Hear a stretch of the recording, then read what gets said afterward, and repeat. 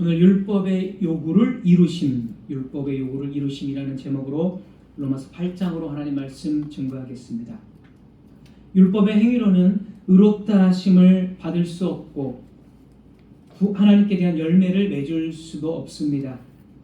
그러면 율법에 문제가 있는 것이고 율법이 무가치한 것인가 이렇게 오해할 수 있는데 그렇지 않다 이렇게 지난번에 말씀을 드렸습니다. 문제는 율법에 있는 것이 아니라 타락한 인간 안에 있는 것입니다.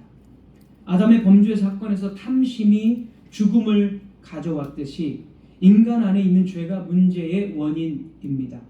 율법 자체는 거룩하고 선한 것이지만 타락한 인간은 결코 율법의 이 고귀한 정신과 본질을 만족시킬 수 없고 오히려 율법에 저항합니다.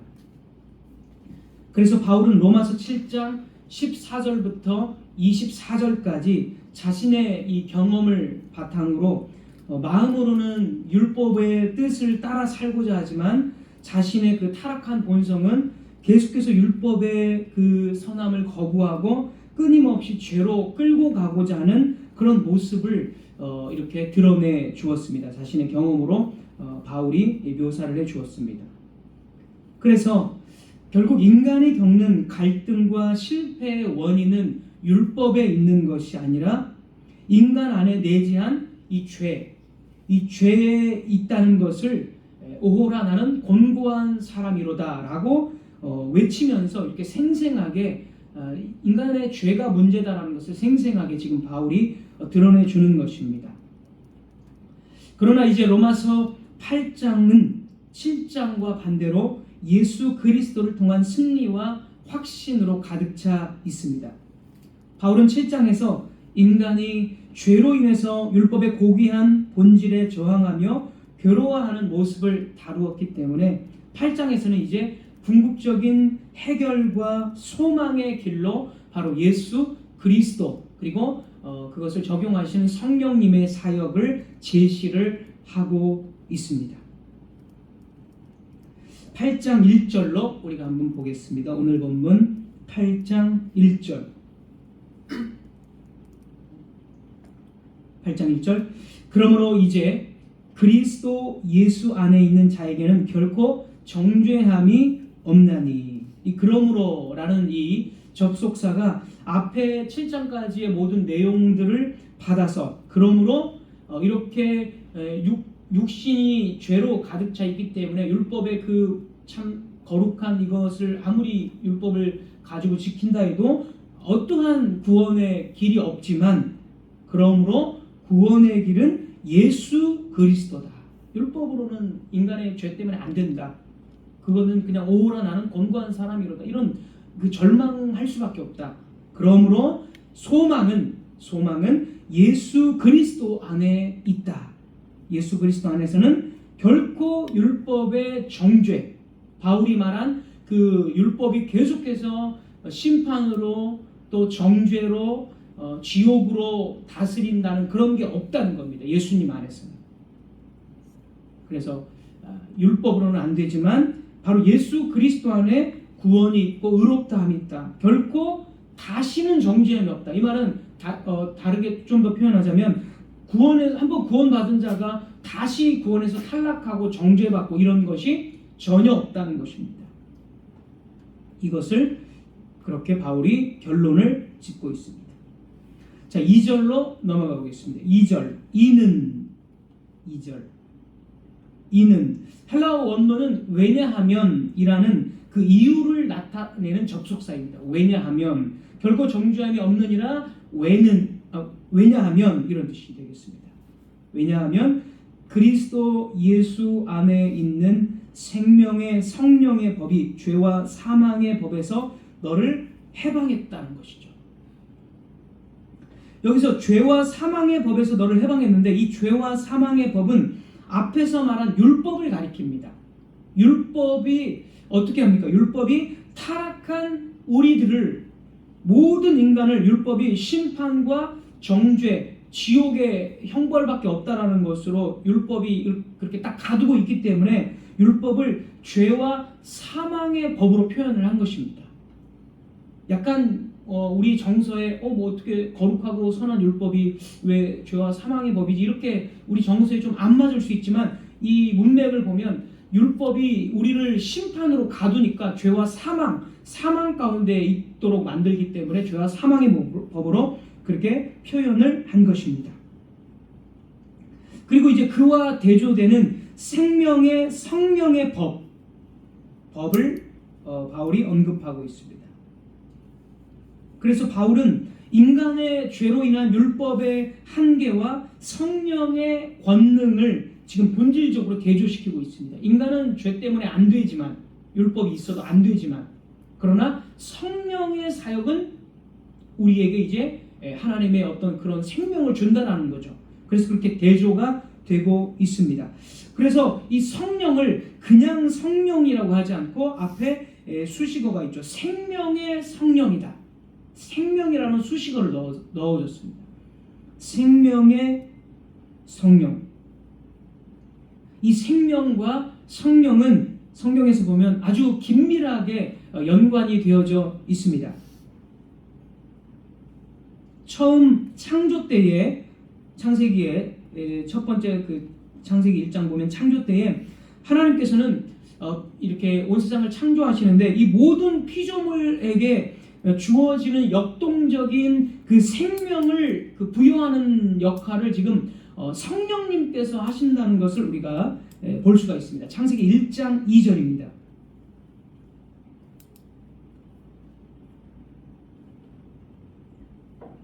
창세기 1장 2절. 창세기 1장 2절. 땅이 혼돈하고 공허하며 흑암이 깊음 위에 있고 하나님의 영은 수면 위에 운행하시니라. 자, 여기서 하나님의 영, 성령님이죠. 지금 흑암과 깊음, 그리고 이 물로 이렇게 수면, 그러니까 물이죠, 물. 완전히 물로 덮인 이 지구에 성령님께서 운행하신다는 거예요. 운행한다라는 것은 아주 부드럽게 휘감고 감싸다라는 뜻입니다. 그러니까 혼돈의 이 수면 위를 질서와 생명을 위해서 성령님께서 지금 감싸고 휘젓고 계신다, 뭐 이런 의미가 됩니다. 성령님의 어떤 생명과 질서를 부여하시는 사역이 여기서 우리가 그 사역을 알 수 있고, 이어지는 창세기 2장 7절. 창세기 2장 7절. 여호와 하나님이 땅의 흙으로 사람을 지으시고 생기를 그 코에 불어넣으시니 사람이 생명이 된지라. 생명이라는 것은 말 그대로 살아있는 존재가 됐다, 이런 뜻입니다. 여기서 생기를 그 코에 불어넣으셨어요. 이 생기가 뭐냐면 성령님의 사역을 가리키는 것이 바로 생기입니다. 성령님께서 그 창조된 흙으로 빚어서 이 흙덩어리잖아요. 흙덩어리인 이 사람에게 성령님의 사역으로 생기를 넣어주니까 살아있는, 오늘날 우리와 같은 살아있는 존재가 되었다라는 것입니다. 그래서 이 성령님의 사역이 바로 생기입니다. 이것을 근거로 에스겔 37장 5절에서 같은 표현을 지금 쓰고 있습니다. 에스겔 37장 5절입니다. 37장 5절 제가 읽겠습니다.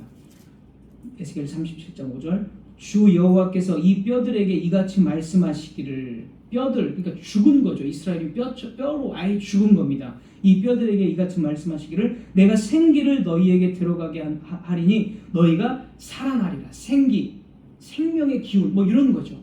성령님을 불어 넣는다는 거죠. 그래서 죽은 뼈인 이스라엘을 성령의 이 생기, 성령의 기운을 넣어주셔서 이 죽은 자들이 살아있는 존재가 되게 한다라는 의미로 쓰여져 있습니다. 자, 율법 아래에서 인간은 어떻습니까? 이와 대조되게 로마서 7장에서, 다시 이제 로마서로 돌아오면 로마서 7장에서 죄 아래 갇힌 인간을 사실상 이 성경은 죽은 자 이렇게 표현을 합니다. 죽은 자로. 로마서 7장 9절에서 10절 우리가 앞장 한 번 더 짚고 넘어가겠습니다. 로마서 7장 9절에서 10절까지.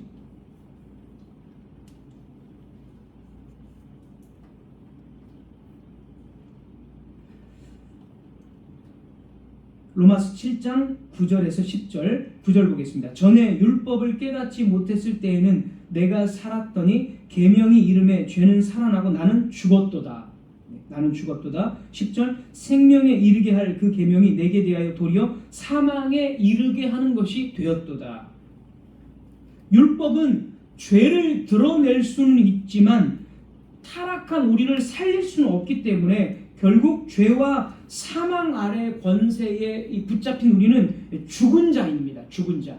율법이 딱 오면 율법을 지킬 수 없기 때문에 지킬 수 없는 나는 율법이 선고하는 그 형벌, 죽음 아래에 있는 존재이구나 하면서 나는 죽었구나. 이렇게 지금 말하는 겁니다. 바울이. 그래서 9절에서 계명이 이름에 나는 죽었다. 계명을 딱 대한 나 죽은 자구나. 계명이 없을 때는 모르지만 계명이 이르니까 나는 율법이 선고하는 죽음 아래에 갇힌 인간이구나 하면서 우리는 죽은 존재라고 이 7장에서 이야기합니다.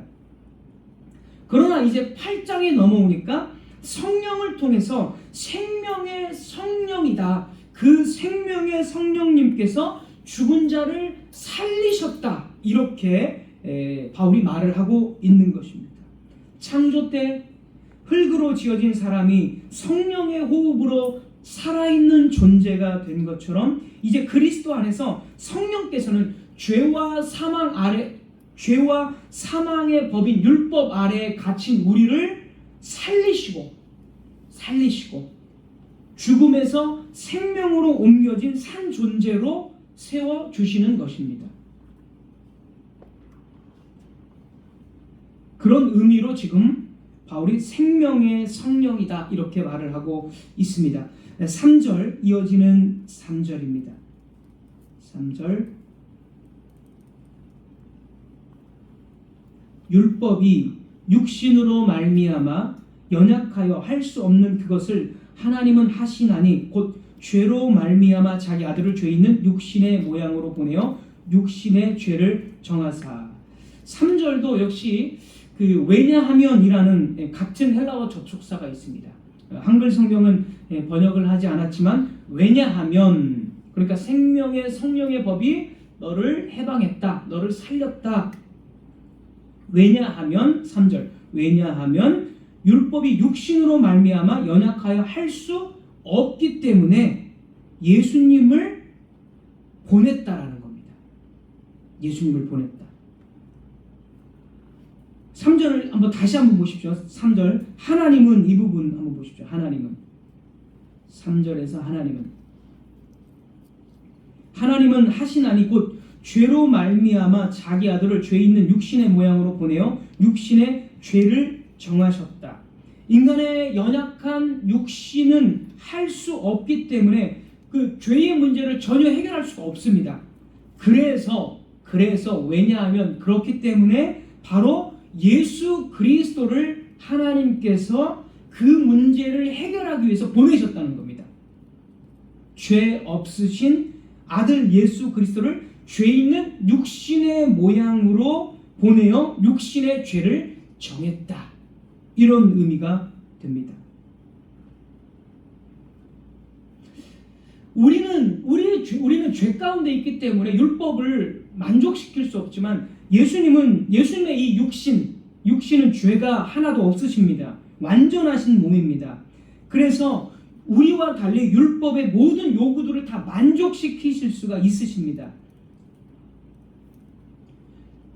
그런데 죄가 없으시지만 예수님은 우리의 죄를 다 짊어지셨기 때문에 어떻습니까? 죄 있는 육신의 모양으로 오셔서 죄를 정했다. 우리의 죄를 다 짊어지셨으니까 거기에 하나님께서 우리 죄를 짊어지셨으니까 예수님에게 형벌을 가했다라는 거죠. 죄가 이제 우리 죄를 대신 짊어지셨으니까. 그래서 죄를 정했다는 겁니다. 예수님에게 죄를 다 뒤집어 씌웠다. 이렇게 쉽게 표현을 해볼 수가 있습니다.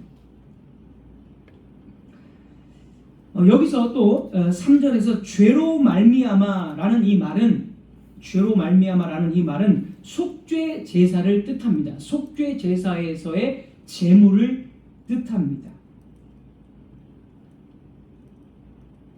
그러니까 죄값으로 우리의 모든 죄를 다 가지시고 속죄 제사의 그 제물로서 우리의 죄를 속하기 위해서 레위기 이런 데를 보면 속죄 제사라는 게 죄를 범한 인간이 이 소나 양에게 그 자기의 죄를 다 옮겨지게 하고 그 제물이 된 이 소나 양은 도살되어서 피 흘려서 완전히 죽습니다.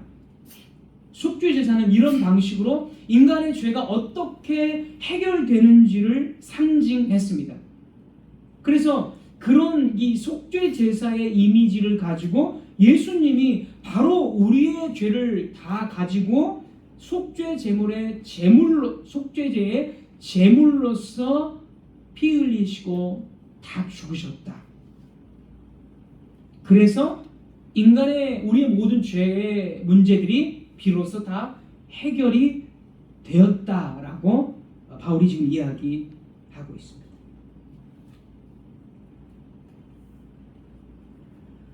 예수님 안에서 우리의 죄가 심판받고 제거되어서 율법이 요구하는 바로 이 죽음에서 우리가 이제 해방되었다라고 바울이 이야기하고 있습니다.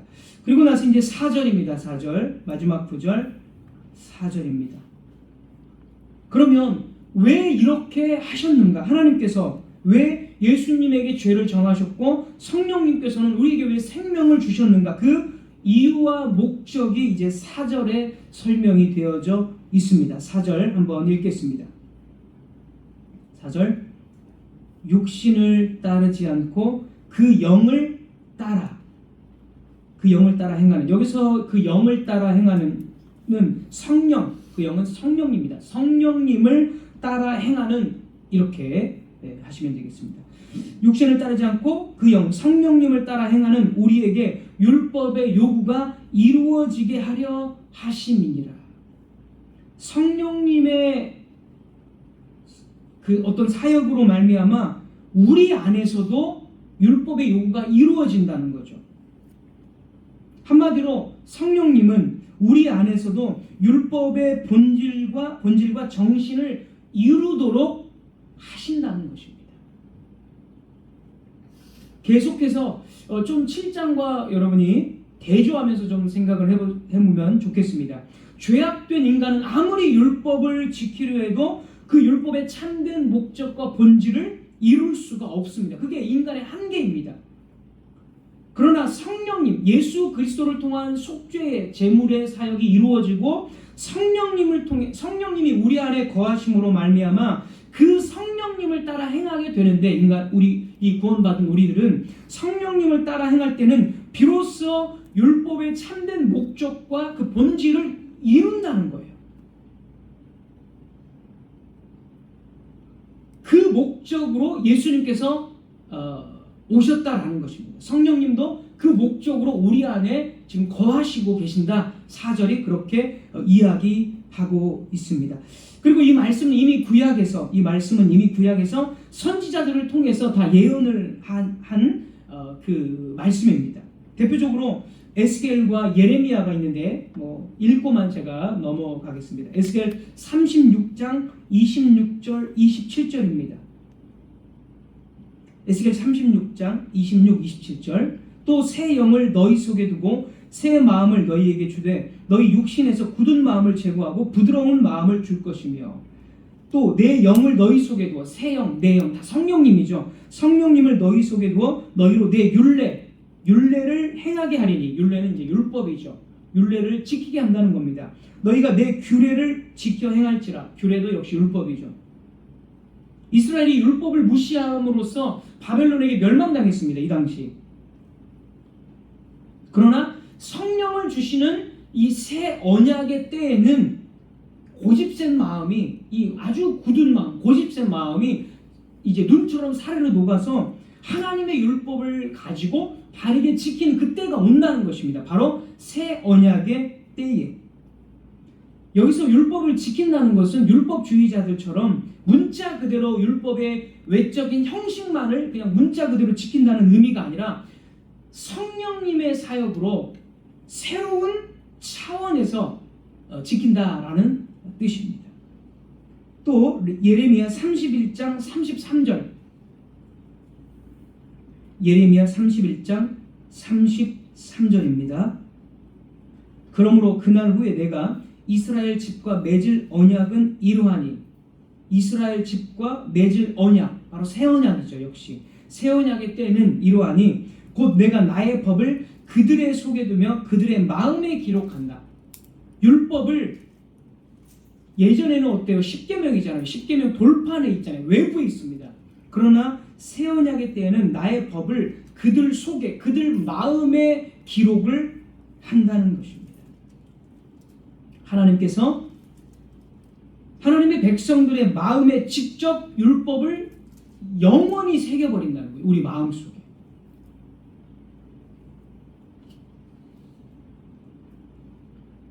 그러니까 마음에 영원히 새겼다라는 것은 성령님이 계시고 성령님의 새기신 그 율법, 이 말씀을 중심으로 살아간다는 것을 뜻하죠. 그러니까 단지 외적인 어떤 의무감에서 율법을 지키는 것이 아니라 하나님의 뜻이 아예 내 삶의 중심으로 각인되어져서 살아가는 것을 뜻합니다. 그게 새 언약의 때에 그렇게 성취가 된다는 거죠. 그래서 예수 그리스도를 통해서 새 언약이 시작되었고, 그 예수 그리스도의 죽으심으로 말미암아, 속죄 제물이 되심으로 말미암아 우리 죄가 다 제거되고, 그 예수 그리스도의 속죄하심을 우리 안에 성령님께서 적용하셔서 우리가 이 성령님의 적용하심을 통해서 이제 더 이상 율법의 지배 아래에 있지 않고 새 언약 아래에서 율법에 해방되어서 살아간다. 새로운 차원 안에서 살아간다. 지금 이렇게 이 에스겔이나 예레미야가 예언을 했습니다. 그래서 바울이 바로 이런 차원이 이제 시작되었기 때문에 성령님은 우리 안에서 이제 율법의 요구를 이루시는 분이시다. 이렇게 말을 하고 있습니다. 히브리서 기자도 똑같이 말합니다. 히브리서 8장 8절부터 보면, 히브리서 8장 8절부터 보면 우리가 새 언약 아래에 있다고 말하면서 지금 우리가 읽었던 예레미야 31장 33절의 말씀을 그대로 히브리서 기자도 똑같이 인용합니다. 똑같이 인용해서 이제는 마음의 율법이 새겨졌다라고 이야기합니다. 그러면서 더 이상 율법이 문자 그대로 외적으로 강제하는 규정으로 다가오지 않고 새 언약 아래에서의 율법은 이제 우리 안에 있다.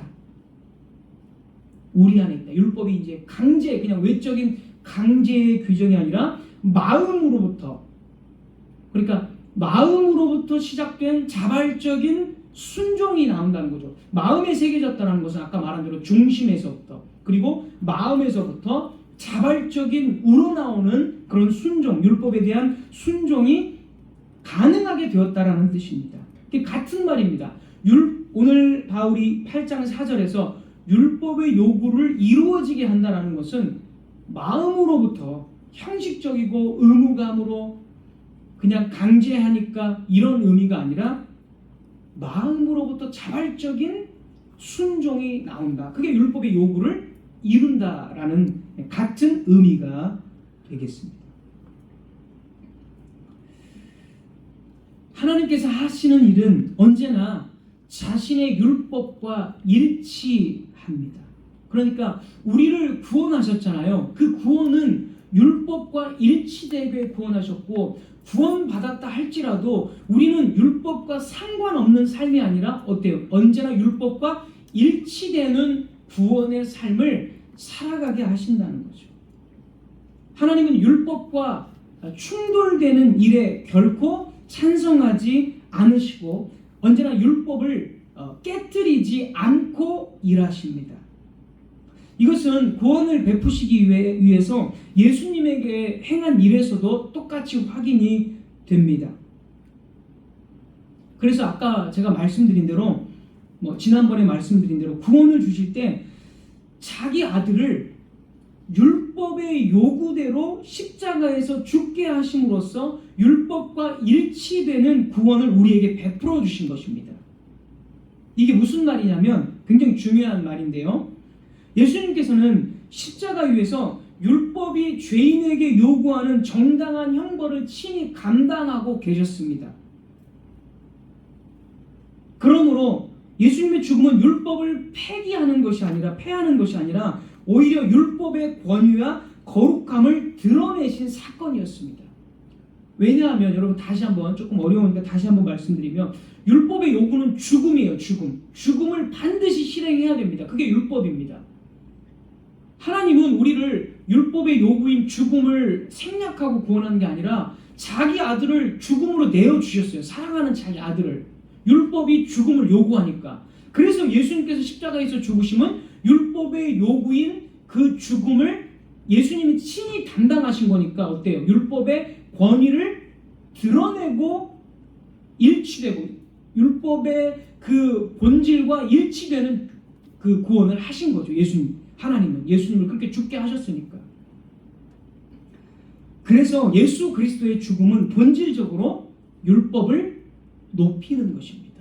하나님은 자기의 율법이잖아요. 자신이 정하신 율법을 그것과 모순되게 충돌되게 구원하지 않고 그 율법을 완전히 만족시키고 그리고 구원을 하시는 거죠. 그러니까 의롭고 거룩하신 하나님이 되시는 것입니다.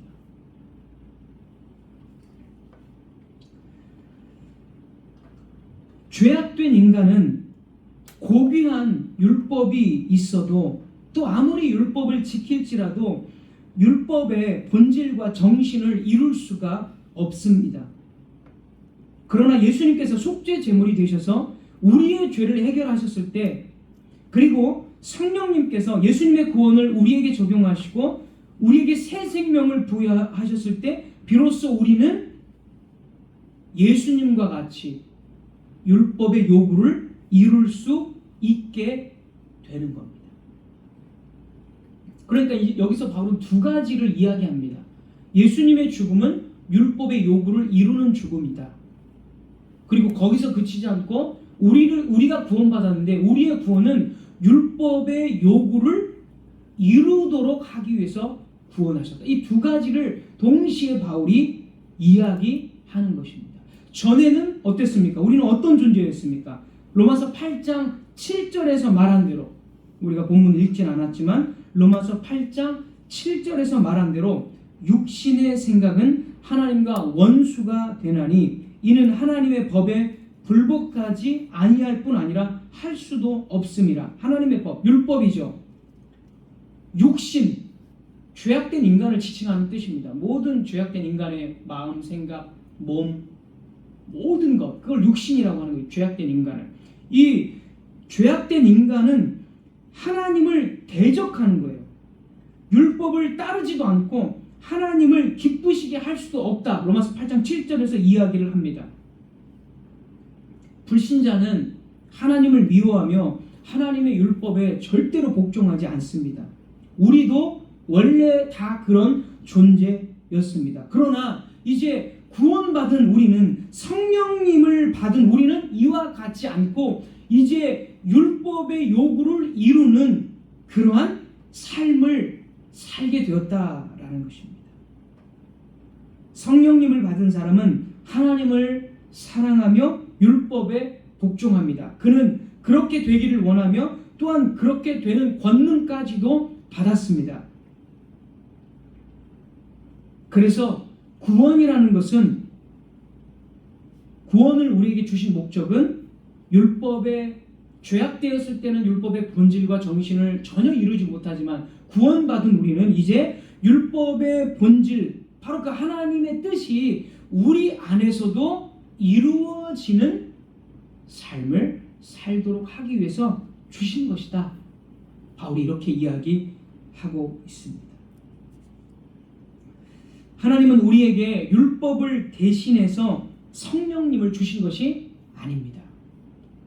율법을 대신해서, 지금은 은혜 시대다, 성령 시대다, 그렇게 이야기하면서 그러면서 율법을 이제는 더 이상 율법이 중요하지 않다, 이런 게 아니에요. 율법을 대신해서 성령님을 주신 것이 아니라 율법을 성령님 안에서 온전히 이루도록 주신 거예요.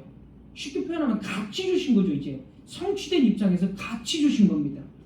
성령 충만하다고 하고 항상 성령의 인도를 받는다고 하는 사람이 정작 하나님의 계명, 이 율법에 무지하고 그 율법의 기초에서 신앙생활을 하지 않는다면, 그 율법의 기초에서 살지 않는다면 이것은 믿음이라고 볼 수가 없는 것입니다. 자, 그래서 로마서 3장 31절에 바울은 사실 이미 이렇게 이야기를 했습니다. 로마서 3장 31절.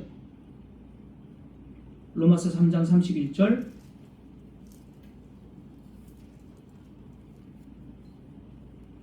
그런즉 우리가 믿음으로 말미암아 율법을 파기하느냐? 그럴 수 없느니라. 도리어 율법을 굳게 세우느니라. 율법을 굳게 세운다. 도리어. 오늘 로마서 8장 4절 다 같은 맥락입니다. 율법을 성령님을 받았기 때문에, 구원받았기 때문에 율법을 버리는 게 아니라 그럴 수 없다. 오히려 율법을 굳게 세운다. 율법의 본질과 참된 목적을 우리 안에서 오히려 더 이루게 하신다. 우리는 믿음으로 말미암아 율법을 폐기하지 않고 도리어 율법을 세우는 것입니다. 물론 문자 그대로 지킨다는 의미가 당연히 아니죠. 성취된 의미로 굳게 세운다는 의미가 되겠죠. 하나님께서는 우리가 신앙생활할 때 이 율법 밖에 다른 일을 하려고 시도하는 것조차 다 금하셨습니다. 그래서 하나님의 은혜를 입은 사람은 복음이 무엇인지를 깨닫고 복음 안에서, 그러니까 성취된 입장 안에서 율법을 이루는 삶을 삽니다. 구원받은 사람이 율법은 왜 이렇게 나를 귀찮게 하는 거야? 왜 이렇게 나를 올가매는 거야? 라고 말하지 않고 아까 말씀드린 대로 사랑의 그 마음으로부터 사랑의 원리를 가지고 자발적으로 지킵니다. 눈에 보이는 복종만이 아니라 전인격을 가지고 예수님께서 말씀하신 대로 마음과 뜻과 목숨을 다하여 지킵니다. 복받기 위해서 주일 예배를 지키고 구원받기 위해서 주일 예배를 지키고 체면 때문에 지키는 것이 아니라 로마서 5장 5절 말씀한 대로, 로마서 5장 5절 말씀한 대로 우리에게 주신 성령으로 말미암아 하나님의 사랑이 우리 마음에 부은 바 되었기 때문에, 사랑의 원리를 가지고 성령님께서 그 사랑을 부어주셨기 때문에 사랑의 원리를 가지고 율법을 지키는 거죠. 우리가 왜 예배 가운데 매주일 모입니까? 주님께서 주신 구원의 은혜가 너무 감사하고 그 주님을 사랑하기 때문에, 물론 우리가 완전히 사랑할 수는 없죠. 이 세상에서는 하늘나라에 가서야 완전히 사랑하죠. 그러나 어쨌든 주님을 사랑하는 마음으로 그 원리를 가지고, 사랑의 원리를 가지고 예배를 드리는 거지, 예배를 드리면 하나님이 나에게 좋은 일이 생기고 내 소원을 성취해 주시고 그런 마음으로 예배를 드리는 것이 아닙니다. 타락한 인간은 본래 하나님의 율법을 본성적으로 싫어하고 거부한다는 것을 로마서 8장 7절로 아까 증거를 했습니다. 육신의 생각은 하나님과 근본적으로 적대 관계에 있기 때문에 율법을 외면하고 빈정거릴 따름입니다. 그러나 믿음으로 주님을 영접하고 성령의 인도를 따르는 사람은 다시 어디를 향한다는 거예요? 다시 싫어하고 귀찮아하고 거부했던 하나님의 율법으로 다시 돌아가는 겁니다. 성령 안에서 그 율법을 다시 끌어안는 것입니다. 예수님의 생명을 소유한 자는 예수님이 친히 주신 율법에 대한 순종으로 하나님께 영광을 돌리고 감사하며 거룩한 삶으로 향하게 됩니다. 오늘 본문에서 말한 바와 같이 하나님께서는 당신의 백성들이 율법에 순종하도록 하기 위해서 그냥 외적인 순종만이 아니라 마음으로부터 사랑의 원리를 가지고 전인격으로 하나님과 언약 관계 속에서 순종하도록 하기 위해서 자기 아들 예수 그리스도를 죄로 정해서 죽게 하셨고 성령님을 보내셔서 이제 그 사랑의 원리가 충만하도록, 그래서 율법의 요구가 이루어지도록 하셨습니다. 그러므로 사랑하는 성도 여러분, 구원은 율법을 더 쉽게 낮추는 것이 아닙니다. 하나님께서는 구약 시대에는 율법이 너무 많으니까 너희들이 힘드니까 신약 시대에는 좀 더 많은 부분들을 생략해주고 율법의 기준들을 조금 더 내가 낮춰줄게 이렇게 말씀하지 않으셨습니다. 하나님은 율법을 복음으로 대체하지 않으셨습니다. 복음 안에서 율법이 성취되도록 하셨습니다. 그래서 율법은 더 이상 부담스러운 규칙이 아니라 하나님과 동행하는 기쁨의 길이 됩니다. 우리가 구원 안에서 율법을 즐거워한다는 것은 단순히 도덕적 규범을 따르는 것이 아니라 하나님께서 율법을 주신 목적과 그 뜻을 깨닫고 감사하는 삶입니다. 대부분의 교인들은 율법을 대할 때 그래 율법을 지켜야 되니까 뭐 일반 교회는 아예 율법을 생각조차 하지도 않고요. 사실 새로운 율법을 가져오죠. 사실은 있는 율법을 가지고 있는 게 아니라 새로운 율법. 그러니까 예를 들자면 뭐 이런 거죠. 전도를 100명을 해야 된다. 새로운 율법이잖아요. 사실 그 하나님의 율법에는 관심이 없고 그냥 단지 교회 부흥, 전도 100명 하자, 뭐를 이렇게 하자. 새로운 율법을 타이틀로 내세워서 그 새로운 율법의 기초에서 온 교회가 거기에 집중해서 그 교회가 운영되잖아요. 이 잘못된 겁니다. 전도 자체는 물론 당연히 하나님의 명령이죠. 그런데 전도가 기존에 있는 하나님의 말씀, 새로운 하나님의 이 율법을 아무 생각 없이 버리고 그냥 전도 100명 이걸 새로운 율법으로 제시해 버리는 거예요. 사실 일반 교회들이 다 그렇게 하지 않습니까? 이 잘못된 겁니다. 새로운 율법. 우리는 새로운 율법이 필요하지 않아요. 기존에 있는 이 율법이 예수 그리스도 안에서 어떻게 성취되어져서 그것을 어떻게 가지고 신앙생활을 하는가, 이게 중요한 거지. 그런 것은 하나도 생각하지 않고 일반적인 그런 교회들에서는 막 전도 100명 뭐 이루자, 뭘 하자, 뭐 이런 걸 자꾸 새로운 율법처럼 내세우는데 이런 건 잘못된 겁니다. 칼빈은 그의 기독교 강요에서 그거를 다 지적해줘요. 다. 왜냐하면 이미 16세기 종교개혁 당시에 로마 가톨릭 교회가 어땠습니까? 이미 새로운 율법을 다 제시했잖아요. 다 엉뚱한 거를 교회 안에 다 가지고 와서. 그래서 칼빈이 제가 그대로 가져오진 않았지만 여러분이 나중에 기회가 되면 또 제가 소개하는데, 그래서 요즘 그 16세기 당시에 로마 교회가 엄청나게 새로운 율법들을 계속 제시한다고 칼빈은 다 지적합니다. 다. 오늘날도 똑같죠, 사실. 새로운 율법이 교회 안에 너무 많아요. 새로운 규칙들이 너무 많아요. 새로운 타이틀이 너무 많아요. 이게 다 사실 종교개혁 당시에 새로운 율법을 제시하는 것과 사실 원리가 다 똑같습니다. 우리는 그런 게 필요한 게 아니죠. 예수 그리스도 안에서 이 율법, 이게 어떻게 성취되어져서 이것을 얼마나 우리가 더 깊이 깨닫고 이렇게 사는 게 중요한 거지. 그러면서 우리가 자연스럽게 전도의 필요성도 느끼고 더 복음을 더 증거해야 되는구나, 이런 필요성을 느끼면서 전도하는 거지. 새로운 율법으로 우리가 살아가는 게 신앙이 아닙니다. 그리고 이제 또 어떤 사람들은 또 이렇게 생각을 할 수가 있습니다. 또 이 부분도 많이 우리가 범하는 그런 어떤 오류가 될 수 있는데, 많은 사람들은 율법을 대할 때 그래 율법이 중요하니까 그러면 율법을 대할 때 이건 해야 되고 저것은 금지했으니까 하지 말아야 되겠구나, 요 정도로만 생각을 한다는 것입니다. 그래서 이건 하고 저건 하지 말아야 돼, 요 정도로만 생각하고 신앙생활을 하는 경우가 굉장히 많을 것입니다. 그런데 우리는 핵심은 그게 아닙니다. 핵심은 그게 아니라 핵심은 복음 안에서 율법을 바르게 바라보는 것인데, 율법을 바르게 바라본다는 것은 뭐냐면 복음 안에서 율법에 담긴 하나님의 선하심과 거룩하심과 우리를 향한 그 배려와 사랑을 먼저 깨닫는 것이 중요합니다.